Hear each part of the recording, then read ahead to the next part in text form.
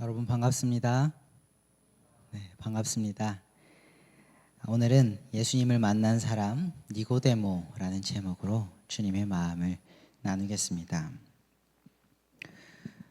어, 여러분 제가 되게 근본적인 질문을 하나 던져보겠습니다. 여러분들은 왜 예수님을 믿습니까? 한번 짧게 고민해 보시고 저마다 한번 대답해 보셨으면 좋겠습니다. 여러분은 왜 예수님을 믿습니까?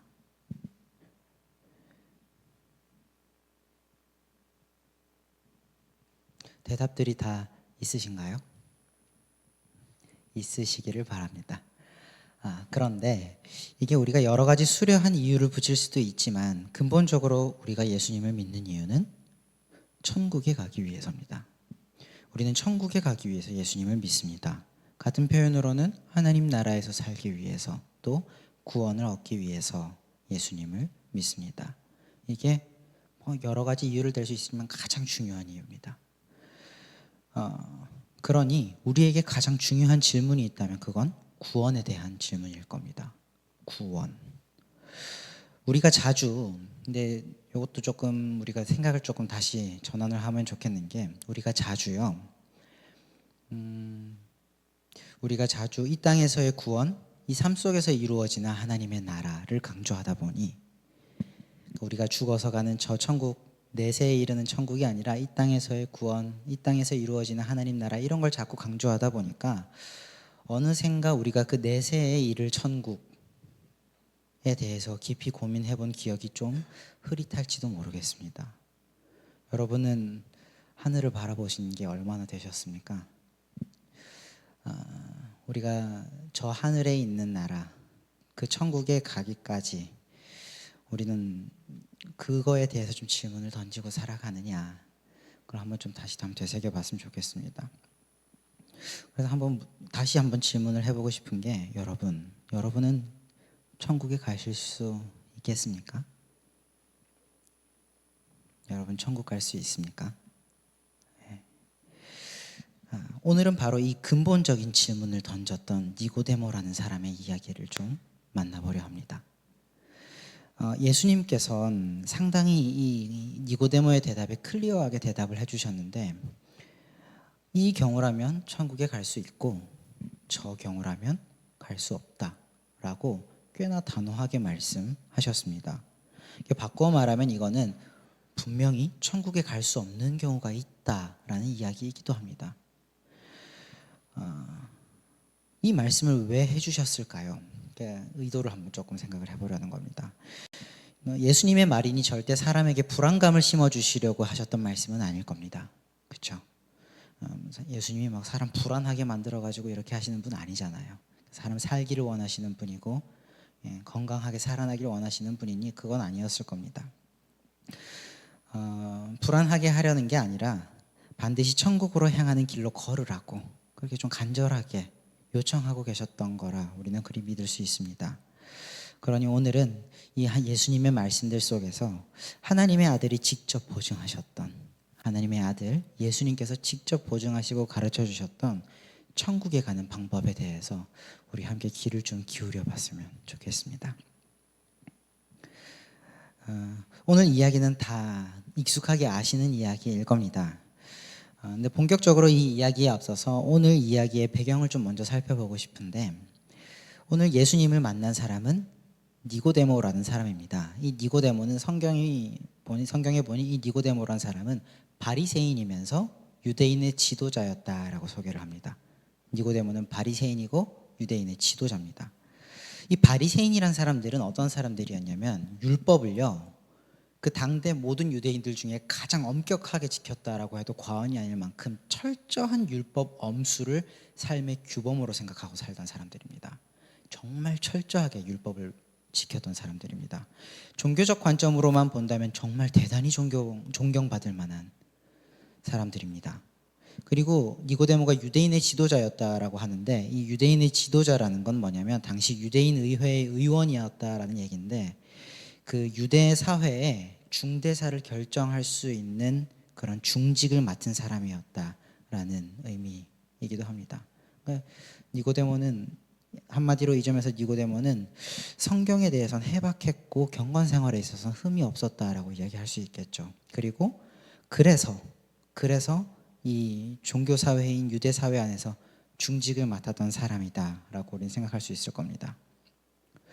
여러분, 그 정도 신앙생활 하는 사람이라면요, 우리 입장에서, 우리 관점에서 우리 주변을 좀 둘러봐도요, 그 정도로 신앙생활 열심히 하는 사람이라면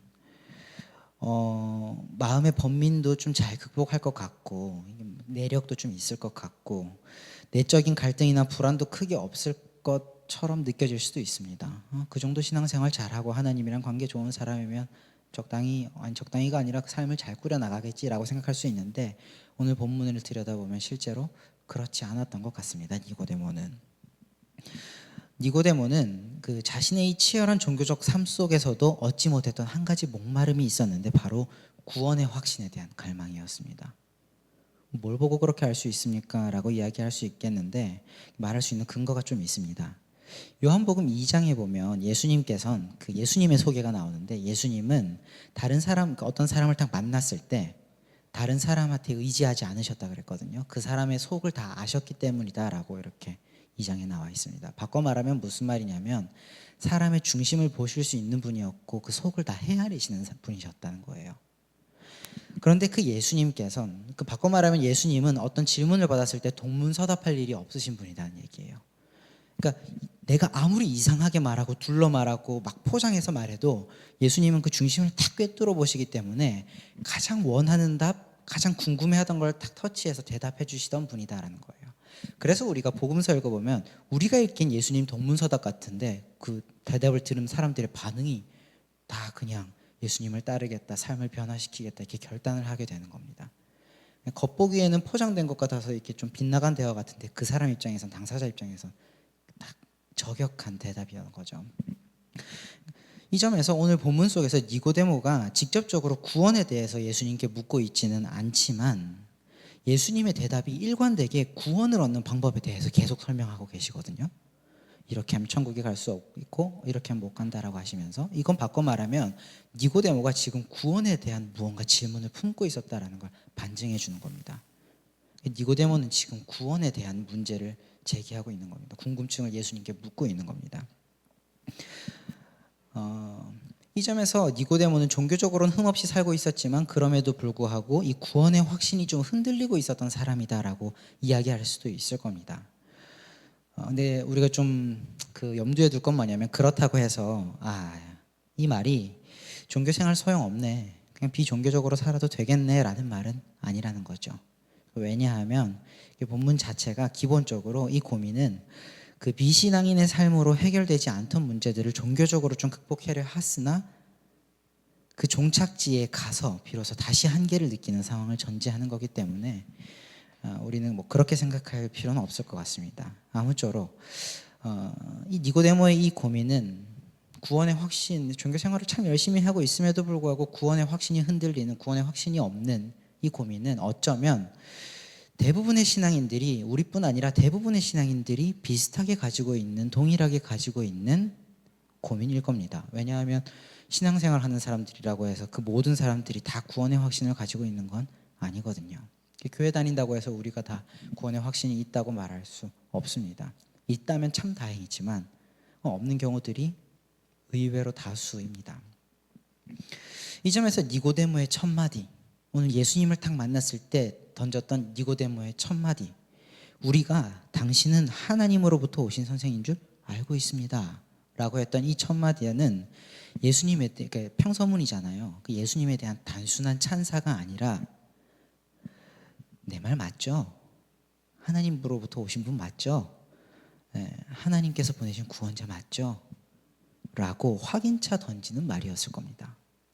왜냐하면 당신이 만약 정말 구원자라면 내가 구원받을 것이라고, 내가 구원받은 사람이 맞다고 나한테 확신을 좀 주셨으면 좋겠습니다 라는 그런 말의 의도가 담겨 있는 게 아닐까, 그렇게 묵상해 볼 수 있는 거죠.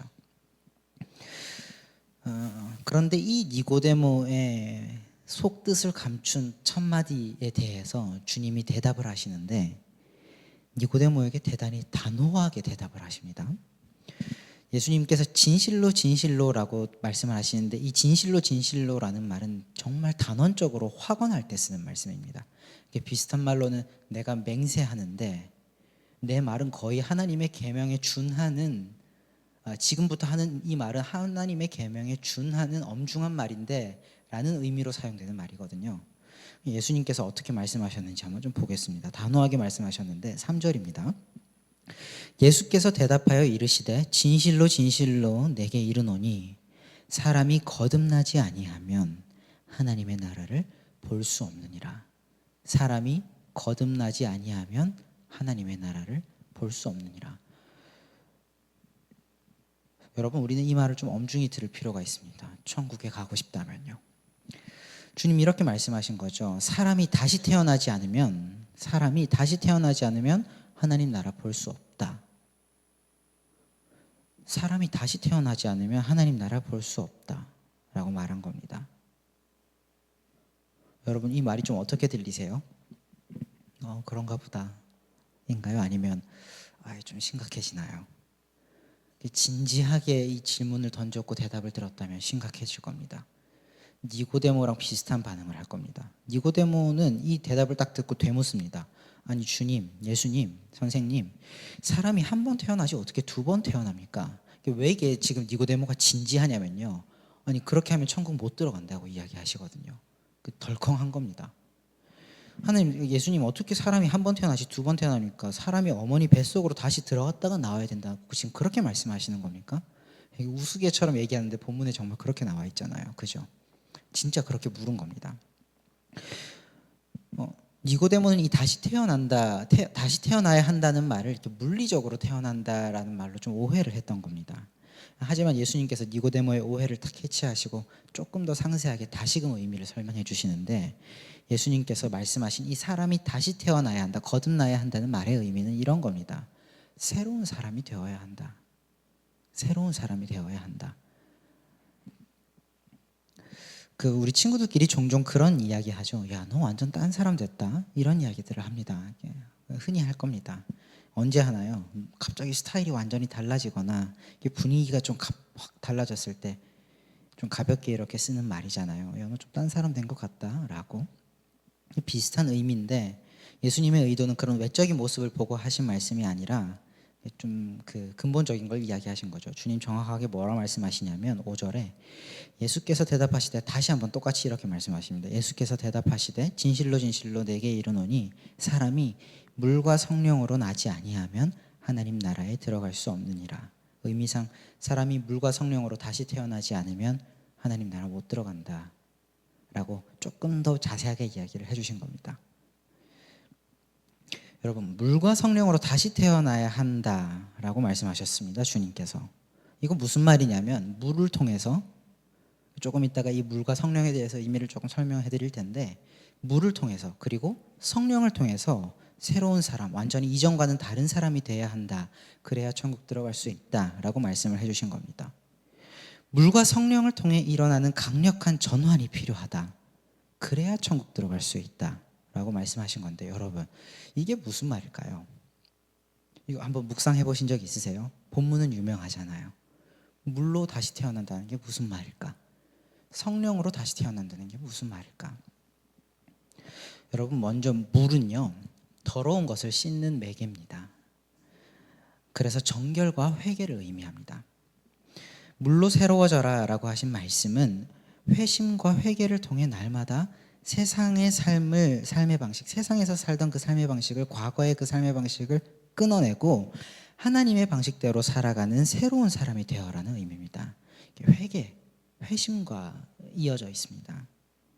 이는 생활 습관, 생각하는 소위 사고방식이라고 하죠. 생각 방식, 가치관, 삶을 대하는 태도, 한마디로 삶을 살아가는 방식 자체가 완전히 달라져야 된다라는 겁니다. 물로 새로 태어나야 된다라는 것은 그런 의미입니다. 삶의 방식이 달라져야 된다라는 의미입니다.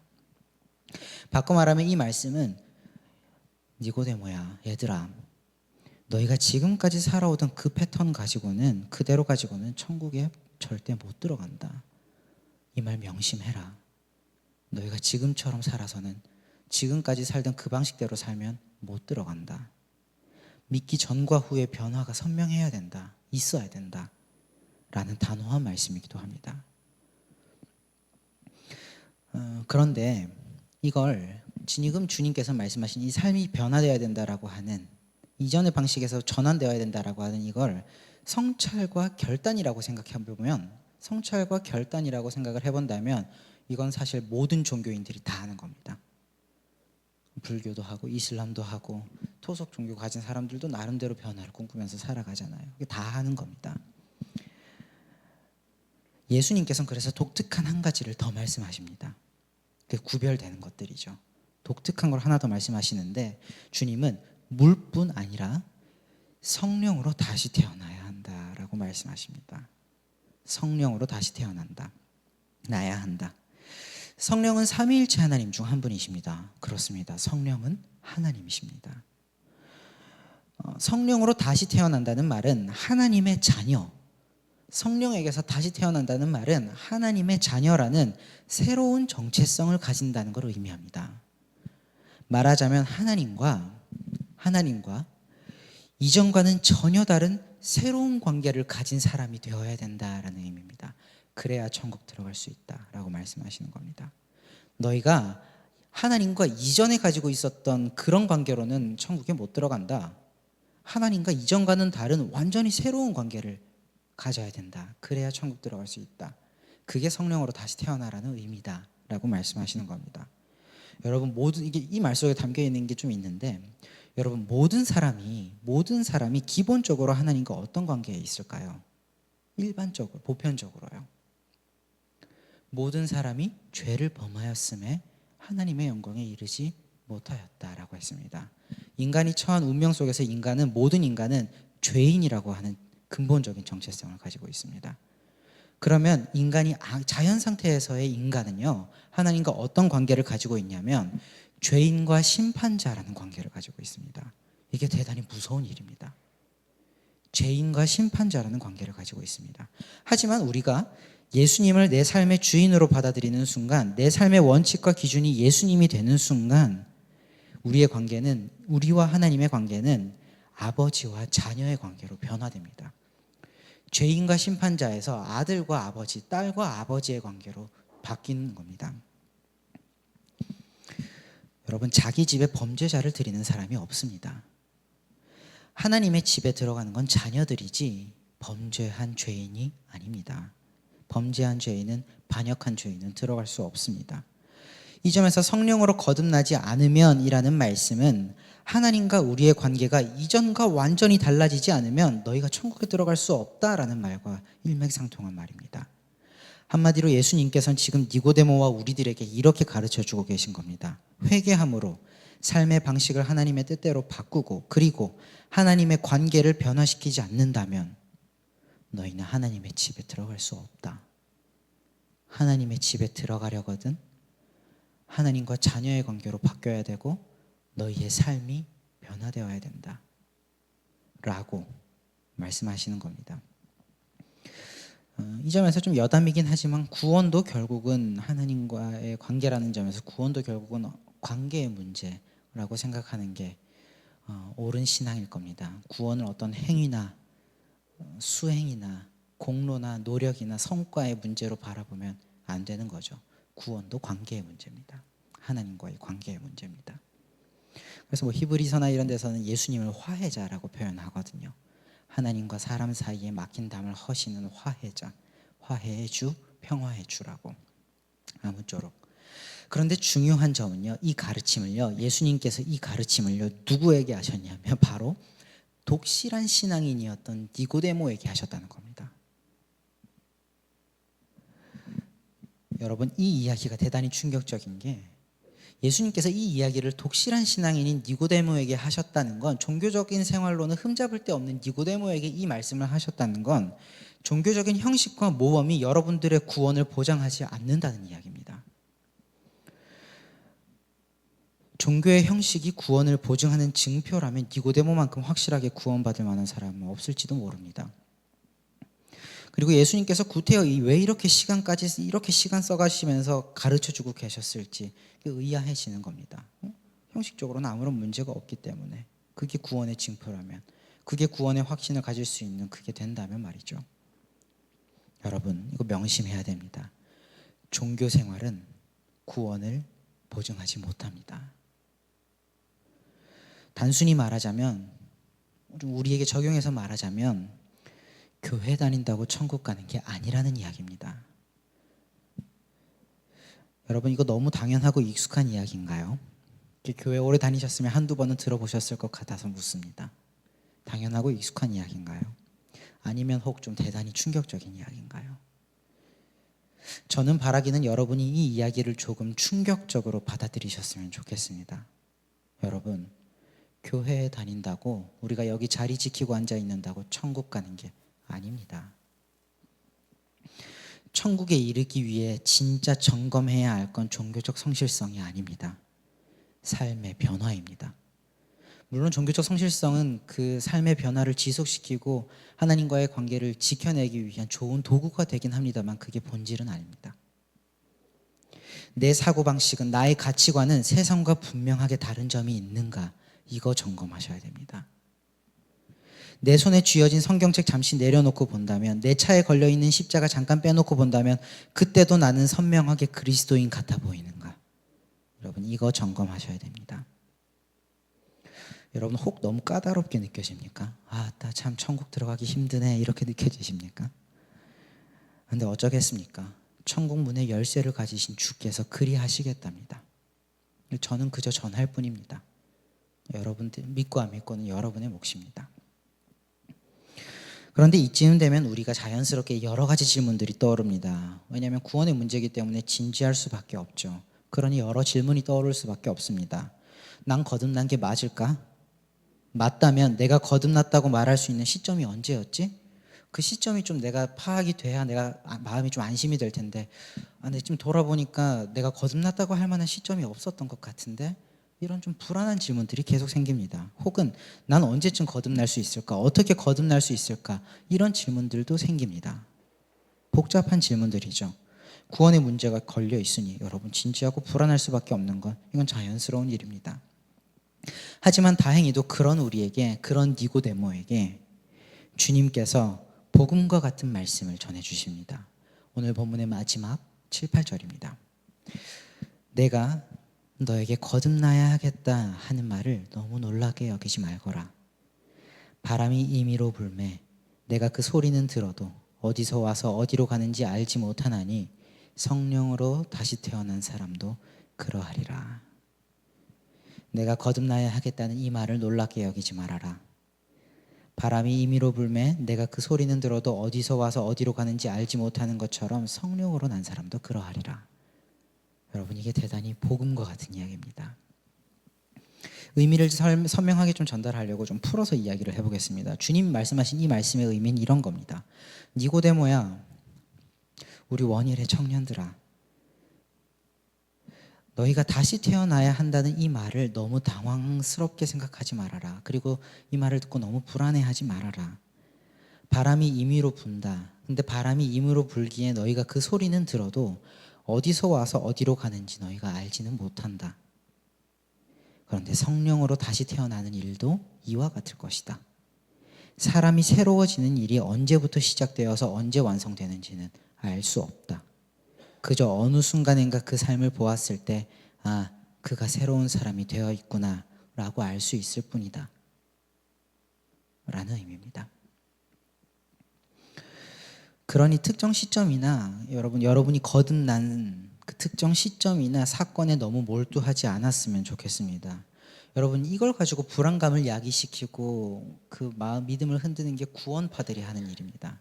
구원파들은 내가 몇 날 며칠에 구원받았는지 그거를 딱 새기고 그거 확인됐으면 구원받았다라고 해서 그 이후에 마음대로 살지 않습니까?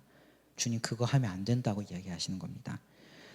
특정 시점이나 사건에 너무 몰두하지 않았으면 좋겠습니다. 구원받은 특정 시점이나 사건이 또 없다고 해서 불안해하지도 않으셨으면 좋겠습니다. 우리에게 중요한 건 뭐냐면, 우리가 우리의 구원을 점검하기 위해서 중요한 건 뭐냐면, 어떤 확증할 수 있는 순간이 아니라 다시 태어나고 있는 삶의 과정 자체입니다.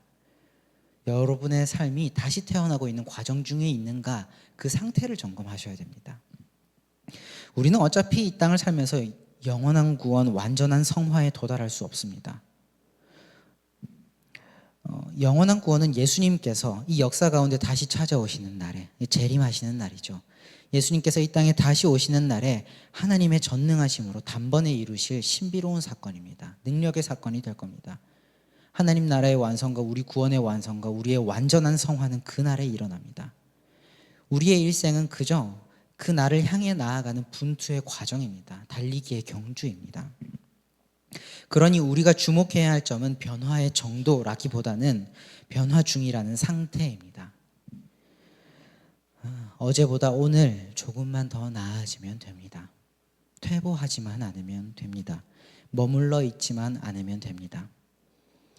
어제보다 오늘 조금만 더 하나님의 뜻에 가까워지면 됩니다. 그렇게 차곡차곡 쌓아가다 보면 바람이 어디서 불어와서 어디로 가는지 모르는 것처럼 우리의 모습도 너는 천국을 볼 만큼 변화가 되었구나라는 주님의 평가를 받을 날이 오게 될 것입니다. 실제로 니고데모의 삶의 변화가 그러했습니다. 니고데모의 삶의 변화가 이처럼 일어났습니다. 처음에 그는 사회적 평판과 분위기를 중시해서 밤에, 오늘 1절인가요? 2절에 보면 밤에 찾아왔다 하거든요. 그 사회적 평판과 분위기를 중시해서 그거 너무 신경 써서 예수님을 몰래 찾아왔습니다. 밤에 은밀한 시간 중에 찾아왔습니다. 다른 유대인들이 그걸 보는 거를 꺼렸던 거죠. 그리고 오늘 이 본문 속에 이 중요한 대화를 나눈 뒤 예수님과 만났잖아요. 예수님과 이 중요한 대화를 나눴잖아요. 그런데 그런 뒤에도 예수님을 만났던 다른 제자들, 우리 지난주에 만났던 나다나엘이나 이런 사람들이랑은 달리 니고데모는 예수님을 따르겠다는 결단을 하지 못했습니다. 그걸 했다는 기록이 없습니다. 아마 그냥 고민하면서 돌아갔었던 것 같습니다. 하지만 니고데모의 마음엔 이 대화가 남아 있었던 것 같습니다. 예수님과의 대화가 대단히 강렬했거든요. 잊을 수 없었을 겁니다. 예수님과의 이 짧은 대화는 오래도록 그를 고민하게 했을 것이고 자주 실패했겠지만 꾸준히 변화를 도전하게 만들었을 겁니다. 이후 특별한 사건이 성경에 기록되지는 않습니다. 니고데모에게 이후에 특별한 사건이 있었다고 기록되어 있지는 않습니다. 그런데 어느샌가 요한복음 7장에 가면은 니고데모가 다시 한번 등장합니다. 그래서 지금 3장이잖아요. 이렇게 시간이 쭉 흘러서 요한복음 7장에 가면 니고데모가 다시 등장하는데 그 사이에 특별한 사건은 없었는데 니고데모의 태도가 완전히 달라져 있는 걸 그때 보게 됩니다. 그때 공회라고 하는 그 공식 석상이 있습니다. 그 의회 이제 총회 같은 거겠죠. 우리나라로 치면 국회 그런 거겠죠. 공회라는 그 공식 석상에서 유대인들이 또 유대인 지도자들이 예수가 자꾸 사회를 혼란시키는 가르침을 가르치니 그에게 가르침을 금지하는 명령을 내리자, 조치를 하자라고 막 이렇게 왈가불고 얘기할 때 이 니고데모라는 사람이 3장이랑은 완전히 다르게 대놓고 들어가서 예수님을 변호합니다. 아니 우리 율법 중엔 그 죄가 정해지기도 전에 그 죄를 정하는 우리가 율법을 확인하기도 전에 그 죄를 정해버리는 그런 율법을 우리가 가지고 있느냐라고 하면서 너희가 예수의 말을 들어보았느냐라고 하면서 예수님을 변호하는 단계까지 이르게 됩니다. 종교적 사회 속에서 이건 대단히 큰 리스크였을 겁니다. 종교 사회 속에서 얻을 이 불이익을 기꺼이 감내하고 예수님에 대한 신앙을 표현해내는 과정까지 니고데모가 성장했다는 걸 보여줍니다. 거듭나는 과정이 이런 식으로 일어납니다. 여러분에게 꼭 명확한 어떤 특정한 사건이 필요한 게 아닙니다. 그 과정이 필요할 뿐입니다. 그러니 말씀을 맺으며 우리 이번 한 주도 그리고 앞으로의 삶 속에서도 니고데모처럼 우리가 예수님의 말씀을 상시로 곱씹고 하나님의 뜻에 내 삶이 어긋남이 없는지 날마다 점검하는 삶을 좀 살아보면 좋겠습니다. 내 사고방식, 내 마음의 태도가 하나님 뜻에 어긋남은 없을까? 예수님께서 뭐라고 말씀하셨더라? 이거를 계속 곱씹고 고민하는 겁니다. 그리고 때마다 마음의 감동이 있을 때마다 회개하는 삶과 하나님과의 관계를 잘 지키며 이 삶을 쭉 이어갔으면 좋겠습니다. 그거면 됩니다. 그러면 바람이 어디서 불어와 어디로 가는지 알 수 없는 것처럼 여러분의 구원도 어느새 이루어져 있는 날을 여러분 보게 될 것입니다. 이것이 예수님께서 가르쳐 주시는 구원의 길입니다. 여러분 모두 이 방향을 잘 잡고 구원으로 향하는 그 길을 한 걸음 한 걸음 걸으시는 우리 청년 한 사람 한 사람 되기를 간절히 기원합니다. 기도하겠습니다. 하나님 아버지 감사합니다. 하나님, 우리가 언제 결단했다, 내가 언제 구원받았다라고 하는 나 혼자 가지는 확신과 기억보다 중요한 것이 있음을 가르쳐 주셨습니다. 그것은 지금 내 삶이 변화의 과정 중에 있는가라는 삶의 열매요, 신앙의 열매입니다. 주님께서 가르쳐 주신 대로 물과 성령으로 날마다 새롭게 거듭나는 삶을 살기 원합니다. 회개를 통해 내 삶을 바꾸고 성령 안에서 하나님과의 관계를 지켜나가는 우리가 되게 하여 주시옵소서. 감사합니다. 예수님의 이름으로 간절히 기도합니다.